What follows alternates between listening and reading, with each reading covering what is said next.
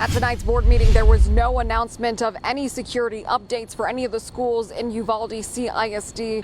And that actually made some of the people there very emotional, some angry, because for that about 2-hour meeting over at the school board, about an hour of it was behind closed doors. In fact, when they went behind closed doors for closed session, some people said, "Is that it?" They were actually shocked. They thought the meeting was over after about 20 minutes. 2 people signed up for public comment. One is this woman, Dawn Poitevent. She says her 7-year-old son was set to attend Robb Elementary next year. While Uvalde CISD Superintendent Dr. Hal Harrell says no student or staff member will return to Robb Elementary, Poitevent begged the school board to allow her son's class to stay over at Dalton Elementary, where he just completed the 1st grade and feels safe. And I just need to keep my baby safe, and I can't promise him that. Nobody can promise their children that right now. But at least if he goes to Dalton, he's not going to be scared, and he's not going to be having the worst first day that I could possibly imagine. The decision to not announce anything in regards to security updates angered the family of Miranda Mathis. Her aunt was in attendance tonight and had this to say. We want answers to where the security is going to take place. This was all a joke.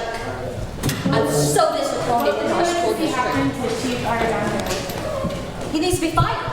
The board took no action to suspend or fire any of their employees, and that includes UCISD Police Chief Pete Arredondo, who, of course, was the on-site commander in charge of the response to the mass shooting at Robb Elementary last Tuesday, and also formally sworn in as a city council member earlier this week.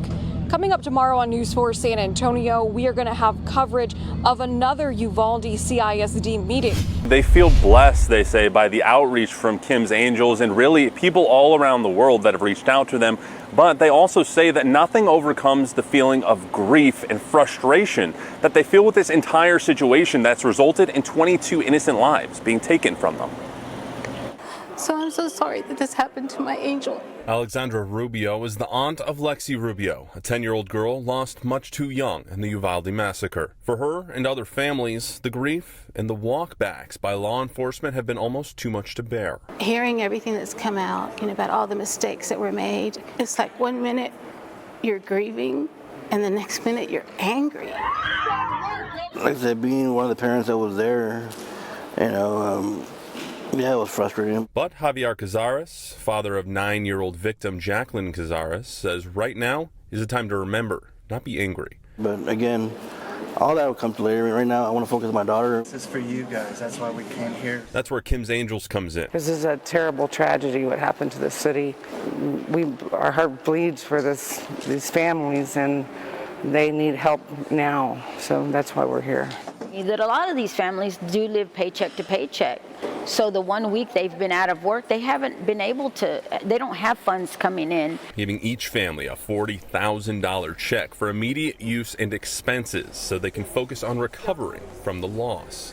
To spread their love, and that's much, much appreciated by me. Again, the whole family's here in Uvalde. But while the money helps immediately, the loss and the burden still remain. She was an angel. All her brothers and sisters are. And it's just, I'm so sorry that this shouldn't happen. Stephen Williford heard the gunfire inside the church that day, ran the short distance from his home, and exchanged gunfire with the shooter, hitting him 6 times.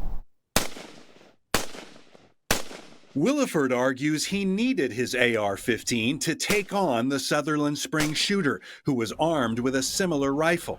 After Williford shot him, the gunman drove away from the scene and took his own life. I confronted a shooter with Class 3 body armor and a ballistic bulletproof helmet. And had I run across the street with a pistol, I would have been underarmed and in trouble. After the Uvalde shooting, President Biden and other leaders urged what they call common sense gun laws, like reinstating a ban on assault rifles. The idea that an 18-year-old can walk into a store and buy weapons of war designed and marketed to kill is, I think, just wrong. Williford argues AR-15s are not weapons of war and are often confused with fully automatic M16s used by the military. He calls AR-15s modern sporting rifles. They fire one shot per trigger pull and are used for hunting and competition shooting. Williford says the delayed law enforcement response in Uvalde shows why citizens should be equipped to protect themselves and others. Bad guys are going to get guns anyway.